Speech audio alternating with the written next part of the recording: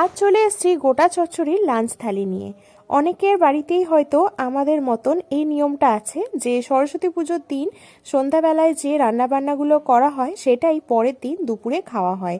তো দেখো, প্রথমেই ছিল পান্তা ভাত, তার মধ্যে একটা কাঁচা লঙ্কা নিলাম। আর এটা হলো খেসার ডালের চচ্চড়ি, একদম শুকনো শুকনো করে চচ্চড়িটা করা হয়। তারপরে ছিল আজকের স্পেশাল মেনু এই গোটা চচ্চড়ি। শীতকালীন নানান রকম সবজি, ছোলা, মটর এই সমস্ত দিয়ে এটা বানানো হয় খুব কম তেল মশলায়, শুকনো শুকনো করে। তারপরে একটা ফুলকপি আলুর তরকারি ছিল। তারপরে ছিল আমার মতো অনেকের পছন্দেরই এই নতুন গুড়ের পায়েস।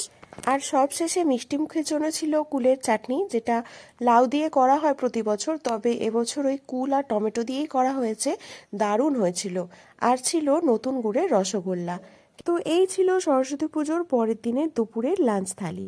কেমন লাগলো থালিটা অবশ্যই জানিও। আর তোমাদেরও কি এমন নিয়ম আছে? থাকলে নিশ্চয়ই জানিও।